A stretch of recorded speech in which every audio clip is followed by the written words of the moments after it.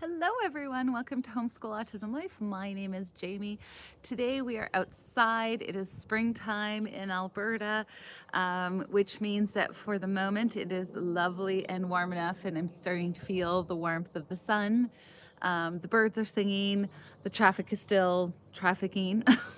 You could probably hear a little bit of that.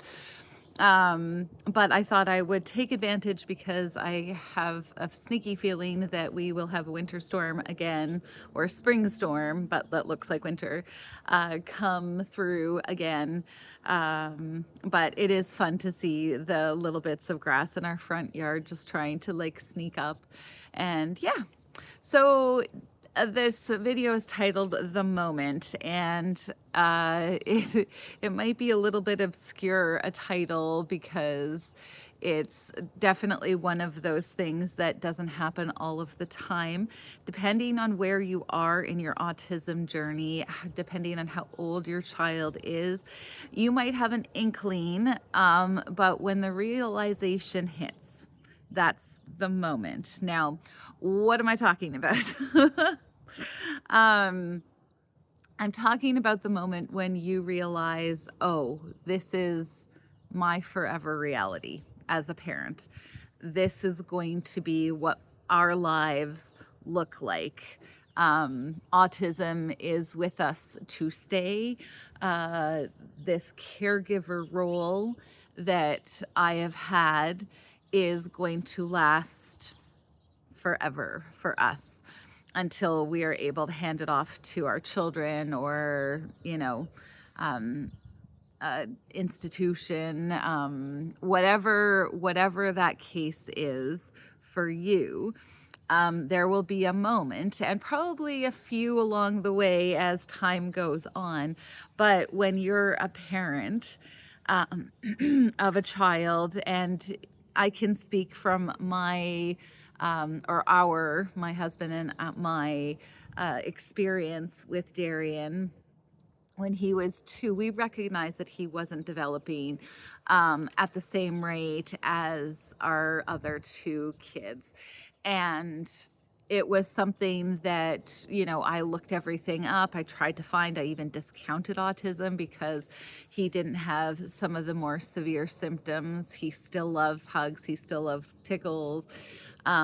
He doesn't bang his head, he doesn't, and I didn't really understand the spectrum at that point. It was just kind of a look up online, and children's um, symptomology is very similar for many different illnesses, many different neuro differences and stuff like that. So we had no real idea or clue. And then when we got involved with the Sunrise program, which we still do, which I still love, which I still advocate for, I'm still sharing that program with friends of mine when I hear them learning or dealing with life. I'm like, have you tried this? Because this is something that made a difference to us. But there was a different kind of hope.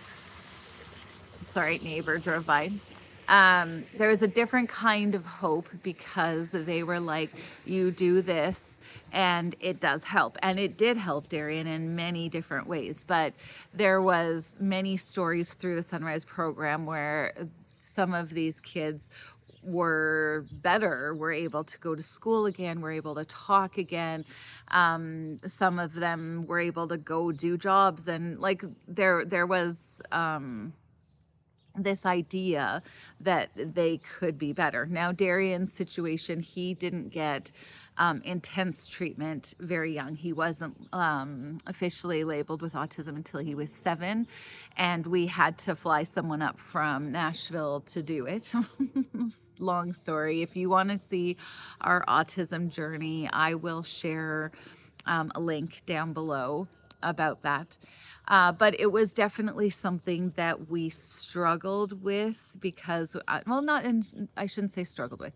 We truly have had hope that Darian might be one of those kids who were able to circumvent a lot of his autism symptoms, I guess is the best way to put it. And I still do to a certain degree once I'm no longer teaching the girls and I'm able to like give him one-on-one attention all of the time. Who knows what he's capable of. The great thing with autism is that that solidification, your brain has fully developed and it kind of stops developing, isn't something that autistics have. So who knows? But there came a point where I recognized, okay, I'm dealing with not just autism, but his personality is very introverted, partly due to his autism, but partly because his dad and his sister are very, very introverted. And autism doesn't make human interaction something that you want to go after, something you want to chase.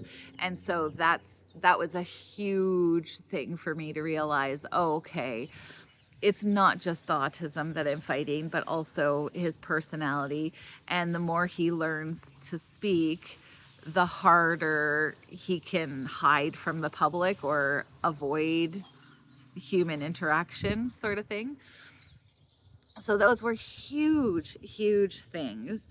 And he's 18, and we had to get to the point where we were like, oh, okay, we need to do guardianship because he's still not able to look after himself. We know this for certain.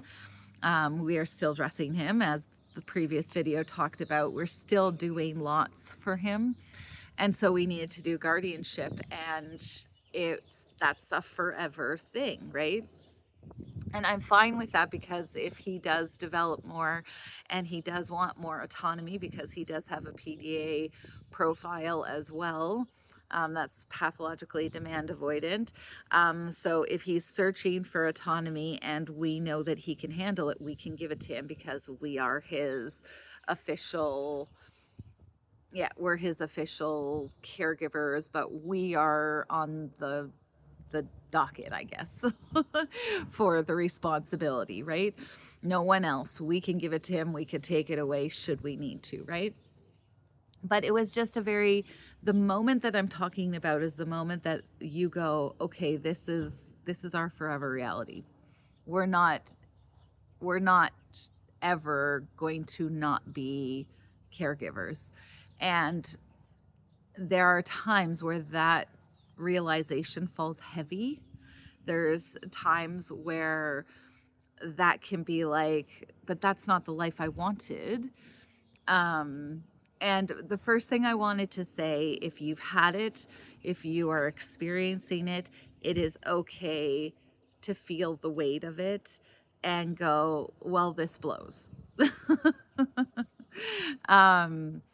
It also means that, yeah, life didn't go the way you planned. Life often doesn't. And that's okay too.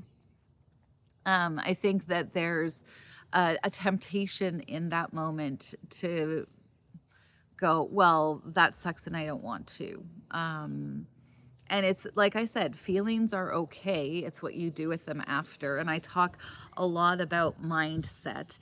And the big thing that I guess I want to highlight in the moment is that your child is not the burden.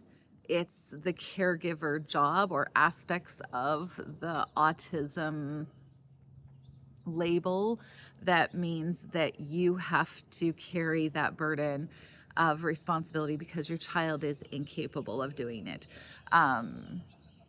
Your grown adult is unable to do it. And so the big thing, the big takeaway is, if not you, then who, right? And I know if you're watching these videos, you love your kids to distraction. There is no chance where you're like, I'm going to just give up that responsibility. And so again, mindset is everything.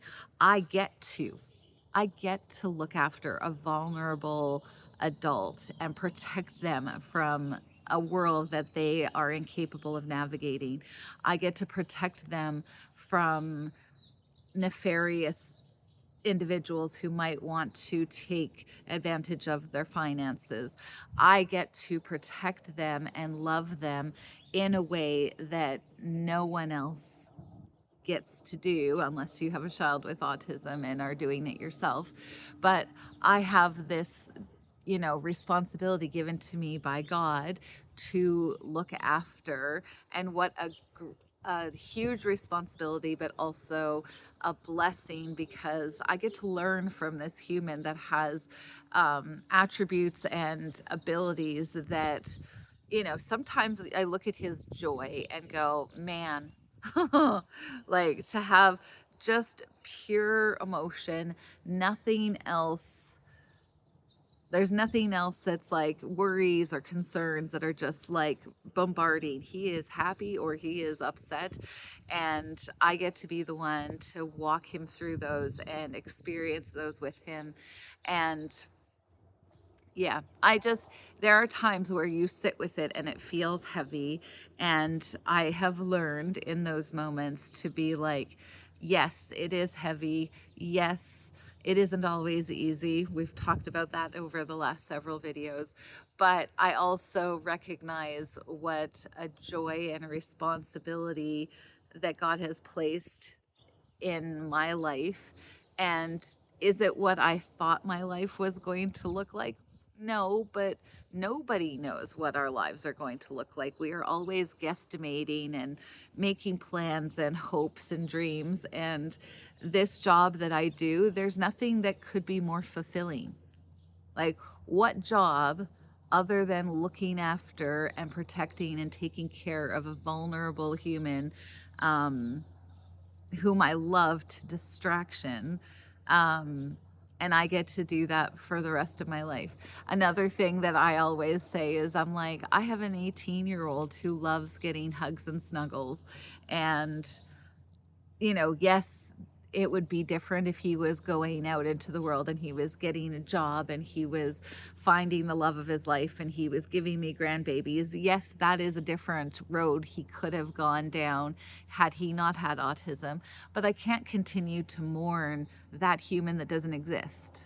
What I have is this human that still needs me, still loves me, and I can be that, toxic parent who's like, you need to stay with me and I get to love you for forever.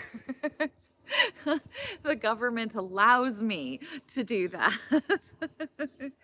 um, at the end of the day, it's a joke, but I wanted to encourage you guys that when you have those moments, it doesn't make you a bad parent to feel the heaviness. It doesn't make you a bad parent to go, but I thought my life was going to be different. Um, and then to turn it around and to think, okay, what are the blessings? Where are the joys in this life that I can see that other parents don't have? And yes, it would be lovely to be, okay, you're 18 to 25, out you go live your lives. And their father and I are living fancy free and having a great old time and stuff like that. But that's not the life that God has given us.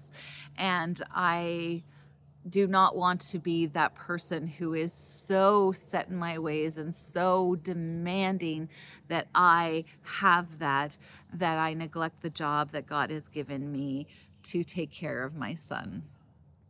I hope that this was an encouragement to you if you are in those moments, or if you are going, that's in my future, possibly. Know that it's okay to have those feelings, but also that you are the one who frames the hard and the burden. You get to frame what that looks like for you. And there is the possibility of joy and peace, even despite the hard. Thank you for taking the time to watch this video. If you want to leave a comment down below, I love hearing from you folks. And if this is something that you know would help somebody out who's going through the moment, feel free to share, and we'll talk to you later. Bye-bye.